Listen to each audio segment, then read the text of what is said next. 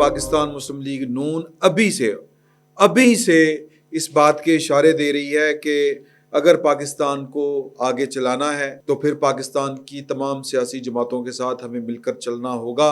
पाकिस्तान को पाकिस्तान की इस्टेब्लिशमेंट के चुंगल से छुड़वाने की एक कोशिश करनी है पाकिस्तान मुस्लिम लीग नून ने। एक ही ट्रक के ऊपर सजे इमरान खान साहब हों, खब्बे नवाज शरीफ साहब हों, आने वाले वक्त में ये वाला सीन भी पाकिस्तान की सियासत में देखे जाने का इम्कान है। वैसे मेरा ही नहीं ख्याल कि इमरान खान साहब इसके ऊपर राजी होंगे।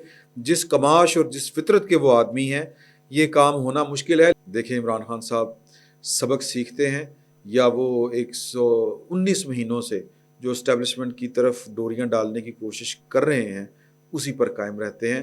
आखिरी फैसला इमरान खान साहब को। बिस्मिल्लाहिर्रहमानिर्रहीम, अस्सलाम वालेकुम। मैं सैयद इमरान शफकत आपकी खिदमत में हाजिर हूँ। इब्राहिम ज़ौक़ साहब का शेर है और ये शेर मैंने पढ़ा है आपको सुनाने से पहले कि अब तो घबरा के ये कहते हैं कि मर जाएंगे, मर के भी चैन ना पाया तो किधर जाएंगे। मैं ये शेर मुझे लगता है कि मैंने तारीख में पहली दफ़ा सही पढ़ लिया। और ये शेर सवाल ये पैदा होता है कि मुझे क्यों याद आया।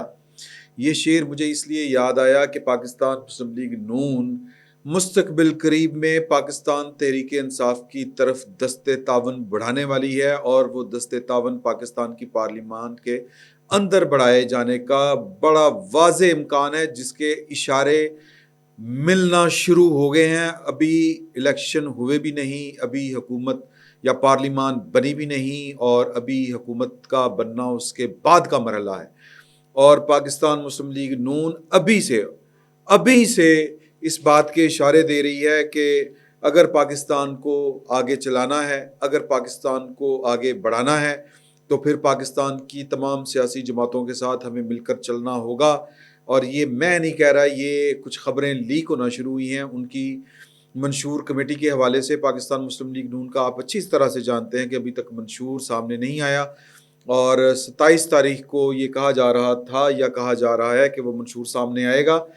और ये मंशूर इसके जो चीदा निकात हैं और वो बेसिकली पाकिस्तान की इस्टेब्लिशमेंट को पाकिस्तान को पाकिस्तान की इस्टेब्लिशमेंट के चुंगल से छुड़वाने की एक कोशिश करनी है पाकिस्तान मुस्लिम लीग नून ने। जो ये अपना मंशूर दे रहे हैं उसके जो चीदा खुदोखाल सामने आए हैं वो मैं आपके साथ शेयर करूंगा। और उसका अल्टीमेट जो रिजल्ट निकलना है वो ये है कि नवाज शरीफ साहब और इमरान खान साहब कोई बैद नहीं कि वो एक ही ट्रक के ऊपर सजे इमरान खान साहब हों, खब्बे नवाज शरीफ साहब हों, आने वाले वक्त में ये वाला सीन भी पाकिस्तान की सियासत में देखे जाने का इम्कान है। क्योंकि अगर पाकिस्तान की पॉलिटिकल पार्टियों ने पाकिस्तान की रवायती इस्टेब्लिशमेंट के ख़िलाफ़ अगर कोई लड़ाई लड़नी है, उनके वसाइल और उनके इख्तियारात कम करने हैं, वसाइल के ऊपर उनकी जो गिरफ्त है वो कम करनी है, उनसे वसाइल वापस लेके पाकिस्तान की कौम के हवाले अगर करने हैं तो फिर नवाज शरीफ और इमरान खान को पाई होना पड़ेगा। अदरवाइज़ वैसे मेरा ही नहीं ख्याल कि इमरान खान साहब इसके ऊपर राज़ी होंगे। जिस कमाश और जिस फितरत के वो आदमी हैं, ये काम होना मुश्किल है। लेकिन अल्टीमेटली चीज़ें उसी तरफ जानी है या फिर एक जिसको हम कहते हैं ना कि मुस्तकिल इस्टेब्लिशमेंट की बड़ी, जिसको कहते हैं बिला शिरकत गैर हुक्मरानी की तरफ जाएगी। एक बड़ी जंग, एक बड़ी दस्तूरी जंग लड़े जाने का इम्कान सामने नज़र आ रहा है।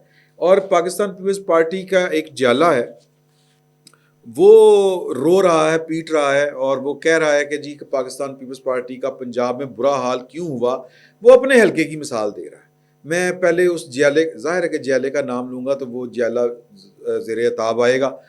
तो जलालपुर पीर वाला NA 153, यहाँ एक पाकिस्तान पीपल्स पार्टी ने उस जियाले का ख्याल है। और वो जियाला बड़ा बासर जियाला इसलिए है कि वो मुसलसल सहाफ़ियों के साथ और अपनी तंजीम के साथ, अपनी सियासी जमात यानी कि पाकिस्तान पीपल्स पार्टी की तंजीम के साथ राब्ते में रहता है। और उसने कहा है कि जी कि देखें कि NA 153 में जो वैसे तो पीपल्स पार्टी काफ़ी अरसे से वहाँ से जीती नहीं है। 2013 में वहाँ पर 2018 में वहाँ पर पाकिस्तान पीपल्स पार्टी किसी को टिकट नहीं दी थी, कोई बंदा नहीं मिला था इनको। 2013 में भी यहाँ पर जो है वो पाकिस्तान मुस्लिम लीग नून जीती थी। 2018 में پاکستان تحریک انصاف کے قاسم نون صاحب جیتے تھے، اور 2013 میں جو ہے وہ یہی قاسم جو ہیں نون صاحب یہ پاکستان مسلم لیگ نون کے تھے اور 88,000 ووٹ لے کے جیتے تھے۔ اب وہ پھر دوبارہ پاکستان تحریک انصاف کے بجائے پاکستان مسلم لیگ نون کے ٹکٹ پر وہاں پر کھڑے ہیں۔ یہ ان لوگوں میں شامل تھے جنہوں نے ووٹ آف نو کانفیڈنس میں عمران خان صاحب کو ووٹ دینے سے انکار کیا تھا یا فلور کراس کر لیا تھا۔ تو اب پاکستان مسلم لیگ نون کا ٹکٹ ہے ان کے پاس، اور پاکستان جو پیپلز پارٹی ہے اس کی طرف سے حامد علی بھٹی صاحب یہ ہیں NA 153 سے ٹکٹ ہولڈر، اور آصف وڑائچ صاحب PP ان کے نیچے 223 اور عمر فاروق PP 224 سے پیپلز پارٹی کے امیدوار ہیں۔ اور یہ تینوں امیدواروں کی اس جیالے کے مطابق، اور اس نے مجھے وہ شیئر بھی کیے، میں آپ کے ساتھ وہ رزلٹ کارڈ شیئر کروں گا، کہ ان تینوں جو امیدوار ہیں ان کی سیاسی حیثیت یہ ہے کہ یہ کبھی کونسلر کا الیکشن بھی نہیں جیتے۔ یہ حامد علی بھٹی صاحب کونسلر کا الیکشن بھی ہار گئے تھے۔ تو وہ جو کارکن ہے پاکستان پیپلز پارٹی کے، وہ پریشان ہیں، اور وہ کہتے ہیں کہ یہ ایک فیملی کے حوالے جو وہ بیسیکلی بول رہے تھے بہت زیادہ گیلانی فیملی کے خلاف، اور وہ کہتے ہیں کہ گیلانی فیملی نے جنوبی پنجاب میں پاکستان پیپلز پارٹی کا برا حال کر دیا ہے، اور ایسے ایسے چمچوں کرچوں کو بقول ان کے وہ ٹکٹ دیتے ہیں کہ جن کی کوئی پولیٹیکل سٹینڈنگ ہی نہیں ہے، اور یہ اس بار بھی بڑی بری طریقے کے ساتھ پاکستان پیپلز پارٹی یہاں سے ہارے گی۔ تو یہ ایک جیالے کی دکھ بھری داستان تھی جو میں نے آپ کے ساتھ شیئر کر دی۔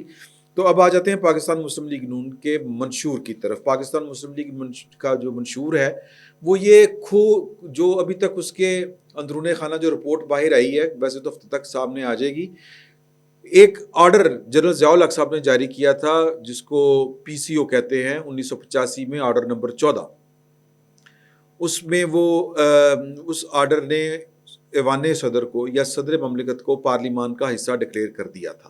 1973 کے اصل آئین کے مطابق، غیر ترمیمی آئین کے مطابق، صدر مملکت پارلیمان کا حصہ نہیں ہوا کرتے تھے، جہاں پر ضیاء الحق صاحب نے پاکستان کی فوج کے خلاف کوئی بات نہیں کر سکتا، جوڈیشری کے خلاف کوئی بات نہیں کر سکتا، اور 62-63 کے اسلامی شاعر کیا پابند ہو اراکین پارلیمان اور جو اہلیت کی شرائط رکھی تھی، یہ سارے کام جنرل ضیاء الحق صاحب کی ذات بابرکت جو تھی انہوں نے کیے تھے اسلامائزیشن کے نام کے اوپر۔ اور ایوان صدر کے ذریعے یہ ایک کتاب بھی ہے، کتاب کا نام ہے فرام پلاسی ٹو پاکستان۔ یہ جو تھے نا وہ میر جعفر، یہ ان کے پڑپوتے ہیں جو سکندر مرزا صاحب کے پوتے ہیں، انہوں نے یہ والی کتاب لکھی ہے فرام پلاسی ٹو پاکستان، اور انہوں نے جسٹیفائیڈ کیا ہوا ہے اپنے پردادا جناب میر جعفر صاحب کو کہ انہوں نے سراج الدولہ کے خلاف جو بغاوت کی تھی، غداری کی تھی، وہ اگر نہ کرتے تو انگریز نے تو اہل بنگال کو تیغ کر دینا تھا، اور انہوں نے بنگال کو اور بنگالیوں کو بچانے کے لیے یہ والا سارا کام کیا تھا۔ تو وہ ان کی جسٹیفیکیشنیں اس میں ڈھونڈ رہے ہیں۔ اس میں انہوں نے ایک چیپٹر لکھا ہے جو یہ کہتا ہے کہ جی کہ جو ویسٹ ہے یا جو عالمی اتحادی قوتیں ہیں، جن کو اتحادی عموماً ہم کہتے ہیں، نیٹو شیٹو والے، امریکہ اور دوسرے تیسرے، ان کا یہ کہنا ہے، اس کتاب میں انہوں نے یہ حوالہ دیا ہے، یہ لکھا، یہ انکشاف کیا ہے کہ پاکستان میں انٹرنیشنل اسٹیبلشمنٹ نے یہ طے کر رکھا ہے کہ ایک ایوان صدر ہوگا، اس کے ذریعے پاکستان کو کنٹرول کیا جائے گا۔ تو انہوں نے یہ کتاب جو ہے یہ غالباً 2000 یا لیٹ 90s میں لکھی تھی، 2000 یا اس سے 1-2 سال پہلے کیا یہ ہے وہ والی کتاب۔ تو اس میں انہوں نے کہا تھا کہ آپ دیکھ لیں کہ ایوان صدر کے ذریعے ہی پاکستان کو کنٹرول کیا جاتا ہے، پاکستان کی اسٹیبلشمنٹ ایوان صدر کے ذریعے کنٹرول کرتی ہے پارلیمان کو بھی۔ اب یہ جو ہوتا ہے نا جی کہ صدر نے وہ پارلیمنٹ کا اجلاس بلا لیا، صدر نے آرڈیننس جاری کر دیا، صدر نے یہ کر دیا وہ کر دیا، صدر نے بل روک لیا۔ 18ویں ترمیم کے ذریعے صدر کے یہ جو اختیارات ہیں، پہلے تو صدر ہی منیٹر ہوتا تھا نا کہ اسمبلی بھی توڑ سکتا ہے، یعنی اپنا الیکٹرل کالج ہی برباد کر سکتا ہے، اسی کو تیغ کر سکتا ہے۔ تو پھر یہ یعنی کہ ضیاء الحق صاحب کے بعد جو ہے وہ نواز شریف صاحب نے بے نظیر بھٹو صاحبہ کے ساتھ مل کے اپنی سیاسی بدترین مخالف ان کے ساتھ مل کے یہ ترمیم کی تھی، اور اسحاق جو تھے نا غلام اسحاق خان، ان کو فارغ کیا تھا ایک طرح سے، اگر آپ کو یاد ہو۔ بلکہ اس کے بعد غلام اسحاق خان صاحب نے تو اسمبلی توڑی تھی نواز شریف صاحب کی جب مشہور زمانہ نواز شریف صاحب نے کہا تھا کہ میں ڈکٹیشن نہیں لوں گا، اس کے بعد پھر جو ہوا وہ تاریخ کا حصہ ہے کہ کاکڑ فارمولہ لگا اور نواز شریف صاحب ان کے وزیر اعظم اور صدر صاحب بھی گھر گئے، کیونکہ صدر سپریم کورٹ نے اسمبلی بحال کر دی تھی۔ تو اس کے بعد خیر جب الیکشن ہوئے تو بینظیر بھٹو صاحبہ کی حکومت بنی تھی اور فاروق لغاری صاحب نے ان کی بھی اسمبلی توڑ دی تھی۔ پھر ٹو تھرڈ میجارٹی جب 97 میں آئی تھی تو نواز شریف صاحب نے 58(2)B کو فارغ کر دیا تھا اور بینظیر بھٹو صاحبہ کی ان کو حمایت حاصل تھی تب بھی۔ تو پھر مشرف صاحب آ گئے، مشرف صاحب نے پھر وہی فرام پلاسی ٹو پاکستان، یعنی کہ ایوان صدر کے ذریعے پاکستان کو کنٹرول کرنے کی جو ایک پلان تھا اس کو پھر سے لاگو کیا۔ پھر مشرف صاحب کے بعد زرداری صاحب آئے اور انہوں نے اپنے اختیارات سرنڈر کیے پارلیمان کے آگے، حالانکہ ان کی پارٹی کے پاس 2/3 میجارٹی نہیں تھی، اور یہ کریڈٹ پاکستان کی سیاسی جماعتوں کو جاتا ہے کہ انہوں نے مل کے 18ویں ترمیم کی تھی اور صدر کے یہ جو اختیارات تھے بے ایمانہ قسم کے کہ اسمبلی توڑ سکتا ہے، یہ کر سکتا ہے، وہ کر سکتا ہے، جو گھٹا گھر بن گیا تھا صدر پارلیمان کا اس کو فارغ کیا تھا۔ اب ایک بار پھر پاکستان کی جو پارلیمان ہے وہ ایک قدم آگے جانا چاہتی ہے، پولیٹیکل پارٹیاں ہی لے کے جاتی ہیں۔ تو ہمیں جو منشور کی ابھی تک جو بھنک پڑی ہے پاکستان مسلم لیگ نون کی طرف سے، جو ٹیڑھ پن جو بیسیکلی پاکستان پیپلز پارٹی کا خاصہ ہے، لیکن خیر نواز شریف صاحب نے بھی یہ والا کام 1997 میں کیا تھا جب ان کو ہیوی مینڈیٹ ملا تھا۔ ایک بار پھر وہ یہ کام کرنے کا ارادہ رکھتے ہیں اور امید یہ کی جا رہی ہے کہ کسی پارٹی کے پاس سادہ اکثریت بھی نہیں ہوگی، اس کے باوجود وہ کہتے ہیں کہ جی کہ یہ جو ٹیڑھ پن ہے یہ ختم کرنے کے لیے سیاسی قوتوں کو، یہ جو خبر ہے اس کا ایک میں آپ کو پڑھ کے سنا رہا ہوں ایک حصہ، کہ اس بات کا اعتراف کیا گیا ہے، یہ جو کمیٹی ہے منشور کمیٹی اس نے، کہ اس میں یہ اتفاق ہوا ہے کہ پارٹی ان وعدوں میں سے کسی ایک کو بھی اس وقت تک پورا کرنے میں کامیاب نہیں ہو سکتی جب تک کہ تمام سیاسی قوتیں ہاتھ نہ ملا لیں اور مل کر اجتماعی کارروائی کے ذریعے کارکردگی کا مظاہرہ کریں۔ اچھا اب کیا کرنا ہے؟ ظاہر ہے کہ کسی ایک پارٹی کے پاس 2/3 میجارٹی تو نہیں ہونی، 18ویں ترمیم والا سین ریپیٹ ہوگا۔ مسلم لیگ نون نے یعنی وہ چاہتے ہیں کہ اپنے منشور میں انہوں نے یہ جو فیصلہ کیا ہے وہ یہ ہے کہ جی کہ ایک تو نگران حکومتیں ہم نے ختم کرنی ہیں، یہ بھی پاکستان کی اسٹیبلشمنٹ کے ہی بیسیکلی حکومت چلا رہی ہوتی ہے، اور یہ بھی جو نگران حکومتوں کا جو کانسیپٹ آیا تھا وہ اس لیے آیا تھا کہ کسی اسمبلی کو مدت پوری کرنے دی نہیں جاتی۔ دنیا بھر میں جو سٹنگ گورنمنٹ ہوتی ہے وہ الیکشن کرواتی ہے، الیکشن کمیشن اتنا اسٹرانگ ہوتا ہے کہ حکومت کو کے اختیارات اس کے کم ہو جاتے ہیں اور وہ الیکشن کروا دیتے ہیں۔ لیکن پاکستان میں نگران حکومتیں اس لیے بنتی تھیں اور پھر صدر صاحب اپنی مرضی سے بنا لیتے تھے نا، کہ اسمبلی توڑی حکومت بنا دی، کیونکہ الیکشن تو کروانا ہوتا تھا اور الیکشن اگلے انتخابات تک ملک کو چلانے کے لیے کوئی نہ کوئی حکومت تو چاہیے ہوتی تھی۔ تو یہ زور زبردستیاں پاکستان کے ساتھ چلتی رہی ہیں۔ تو اب وہ کہتے ہیں کہ نگران حکومت کا بھی کانسیپٹ جو ہے وہ غلط ہے، یہ پاکستان ایک قدم آگے بڑھ چکا ہے، یوں کہہ لیں۔ یہ جو نگران حکومتیں بھی تھیں یہ بھی پاکستان کی پارلیمان نے ہی اس کو لیگلائز کیا تھا۔